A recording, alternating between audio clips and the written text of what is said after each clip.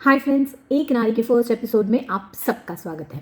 आज की कहानी है, आज की पहली कहानी है जानकी की। जानकी जो कि एक कंप्यूटर इंजीनियर है, पर उसकी शादी एक बहुत ही कंजर्वेटिव फैमिली में हुई है। इस फैमिली में घर का हर डिसीजन, मतलब घर में एक सुई से लेके कौन सी प्रॉपर्टी में इन्वेस्ट होगा या कौन सा घर हम खरीदेंगे, ये सब डिसीजन घर के बड़े लेते हैं और ज़्यादातर पुरुष लेते हैं।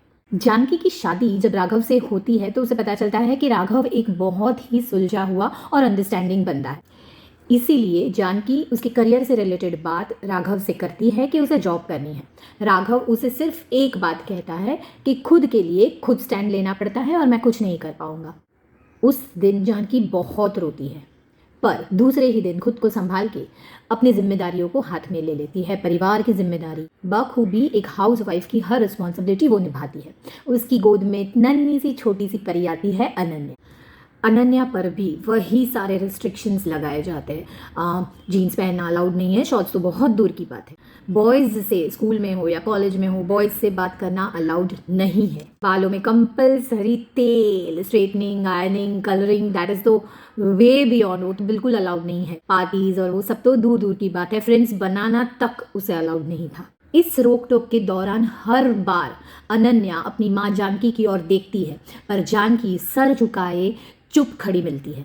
अनन्या की पढ़ाई रोकी जाती है ये कह के कि पढ़ाई के पीछे हम इतना खर्च नहीं कर सकते क्योंकि अभी तो उसकी शादी भी बाकी है। पर अनन्या इतनी इंटेलिजेंट और ब्रिलियंट रहती है कि इंजीनियरिंग तक की स्कॉलरशिप उसे मिलती जाती है। इंजीनियरिंग के सेकेंड ईयर में आते ही उसकी शादी फिक्स हो जाती है। शादी फिक्स होते ही अनन्या रोती है, घर में झगड़ती है, सबसे आर्ग्यूमेंट्स करती है, पर फिर भी उसकी एक नहीं चलती। घर के बड़े उसे कहते हैं कि पढ़ाई लिखाई करके क्या करना है, देख तेरी माँ को, वो इंजीनियर है, क्या उखाड़ा उसने। इस बार अनन्या एक गुस्से से या एक अंदर कुछ ऐसी फीलिंग्स अपनी माँ की खिलाफ भरी हुई थी, उस निगाहों से वो जानकी की ओर देखती है और कहती है कि मैं अनन्या हूँ और मैं जानकी नहीं बनना चाहती।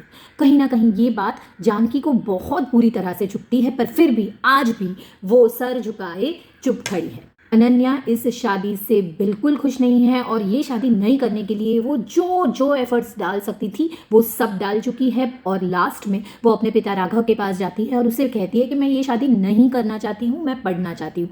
उस दिन राघव उसे वापस से वही शब्द कहता है जो उसने जानकी को कहे थे सालों पहले, कि खुद के लिए खुद खड़ा होना पड़ता है और मैं इसमें कुछ नहीं कर पाऊंगा। जानकी ने ये शब्द सुने तो थे, पर वो समझ नहीं पाई थी।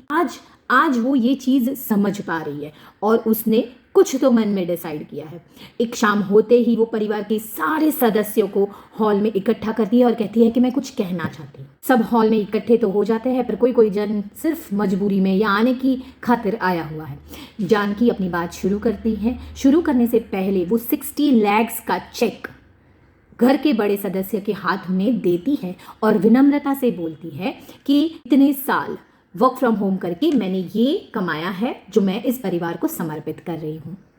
और फिर वो अनन्या का हाथ कस के पकड़ती है और परिवार के सामने सिर्फ एक बात बोलती है कि ये अनन्या है और किसी भी कीमत पे मैं उसे जानकी नहीं बनने दूंगी। अनन्या की रोई हुई सूजी हुई आंखें अचानक से चमकने लगती है और वो अपनी माँ को कस के गले लगाती है और उसके कान में धीरे से थैंक यू बोलती है। जानकी अनन्या का हाथ पकड़कर घर के बाहर जाने की ओर बढ़ती है। तब अनन्या जानकी का हाथ और कस के पकड़ती है और परिवार के सामने गर्व से बोलती है, मैं अनन्या हूँ और मैं जानकी ही बनना चाहती हूँ। दोनों घर की दहलीज लांघते हैं और लांघते हुए एक बार राघव की ओर जानकी देखती है। राघव मन ही मन मुस्कुरा रहा है, जैसे उसे कह रहा है कि खुद के लिए खड़ा होना आज तुमने सीख लिया है। दोस्तों, औरत कमज़ोर नहीं है, पर उसकी आवाज़ को परिवार की रीत रिवाज परंपरा जैसे बड़े बड़े शब्दों के तले दबा दिया जाता है। पर जिस दिन उसकी सहनशीलता का बंध टूटता है उस दिन बाढ़ तो आनी ही है ना। तो ये कहानी थी एक ऑर्डिनरी नारी की जो बन गई है अब एक नारी। Be the one. Thank you and all best.